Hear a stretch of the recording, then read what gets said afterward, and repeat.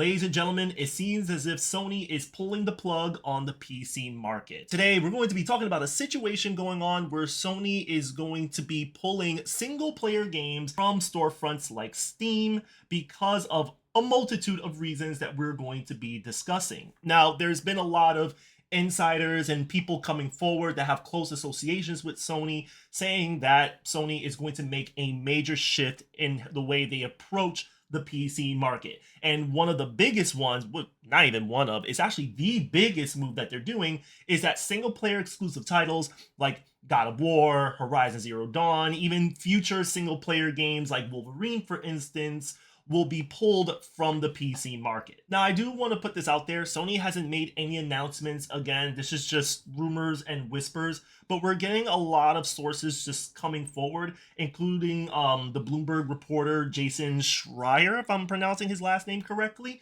And mind you, Jason is very big when it comes to the gaming industry and reporting it on Bloomberg. He broke the news onto the website. He wrote an article about it. So it may seem that there is a strong possibility that Sony will no longer release their single player exclusives in the PC market. So for quite some time, Sony has been releasing a multitude of games on PC. Games that would originally be PlayStation exclusives, or games that you could only play on the PlayStation 4 or on the PlayStation 5, you can play it on PC. This was pretty good for Sony because that just opens another front for revenue to just start flowing in. So they release heavy hitters. Like we're talking Spider-Man, we're talking God of War, we're talking Last of Us, we're talking even Helldivers included. These are games that were very popular and they decided, hey, let's just bring it into PC. There was a lot of controversy that revolved around how Sony handled the PC market. There was like PC account requirements where if you wanted to play a single player game like God of War, for instance, you had to connect to the internet and you also had to make a PlayStation account if you didn't. This was very controversial because why do you need internet access to play a single player game? And then with a mixture of like optimization or performance issues, as well as games just being region locked, this put a bad taste in a lot of mouths of PC gamers. And now, finally, Sony just decided that all of that trouble wasn't worth it. They made their money. I think they made around like $1.5 billion.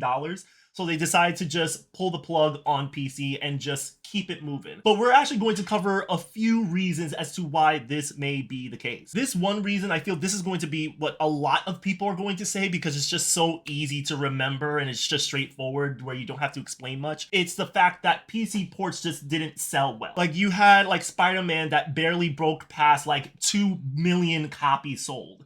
Then you have God of War. You had The Last of Us that didn't do very well, unfortunately. Like, again, you're talking about masterpieces. You're talking about very popular games that had an incredible success on the PlayStation 4 or the PlayStation 5. But then the moment they bring those same titles to the PC, it didn't do very well. It couldn't even make a fraction of what the previous predecessor did. Now, we can blame this on a lot of things. Again, back then it was PlayStation requirements. And people, at least PC gamers, didn't want to make a PlayStation account to play a Spider-Man game. And then not to mention, there were times where they would make a game, Last of Us for instance, and then they would release a PC version of that same game, say 2, 3, 4 years later, where the hype has already died out. So when you add these up, you think to yourself, why did Sony think they could be successful just half-assing a PC push? Now, of course, the fact that Sony made almost $2 billion off of PC sales alone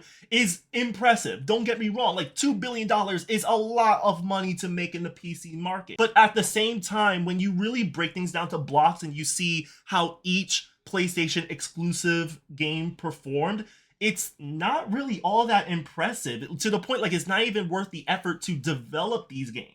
Polygon did make this statement here where they said an industry analytic company just ran some numbers back in November 2025, that was just a few months ago, where they estimated that Sony Steam sales have generated no less than $1.5 billion in revenue. But it's clear that Helldivers 2 is an outlier, of course, because it's a multiplayer game. Everybody is playing it. It's a really fun game, as a matter of fact. I do recommend it. However, you do have games like Horizon Zero Dawn or Horizon Forbidden West specifically, God of War Ragnarok, as well as Marvel Spider-Man 2, all lag far behind those of their predecessors. The only game that really is an exception to that statement has to be Stellar Blade. Stellar Blade is another PlayStation exclusive that made a pretty decent success on the PC side of things. Stellar Blade was able to sell 1 million copies in just less than 3 days. So it's pretty hilarious that you have a game like Stellar Blade that not many people are very familiar with compared to other IPs like God of War, Last of Us, and Spider-Man, and those 3 titles couldn't even compare to Stellar Blade. Just because Stellar Blade is an exception to that statement that had a great success doesn't mean that Sony feels as if like they're just hitting their mark. Because if there's one reason why I personally feel could be the main reason why Sony would back away is because of the threat of playing their games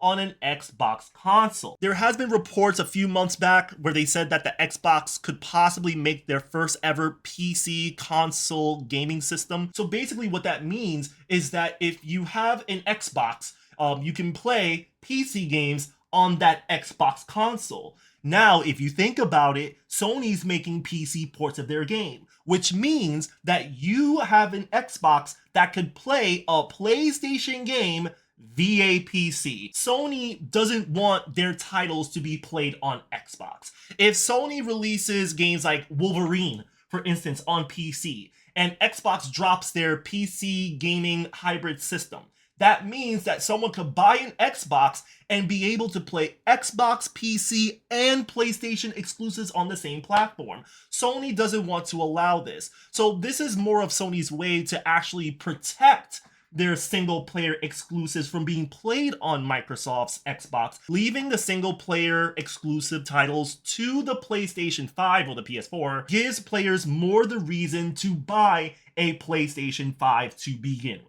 With that said, it's very important to point out that Sony is still doing well. The PlayStation 5 is still a dominant console, it's still topping sales. Like on a global scale, the PlayStation 5 is the most popular console that you can have. Whereas Xbox is kind of dead last. You probably are familiar with the campaign that Xbox had where they say like, you don't need an Xbox console to play Xbox games to the point that you play Xbox on your phone, you could play it on your laptop, you could play it on your PC or whatever, and they were even giving some of their exclusives to Sony to play on. But Microsoft needs to do these things because their hardware sales are failing. It's not looking good right now. So in order to make the money that they need to make, of course they're going to expand their player base across multiple platforms and say, hey, these are games that we developed, that we publish. We want you to play these games. We want to promote accessibility to these games.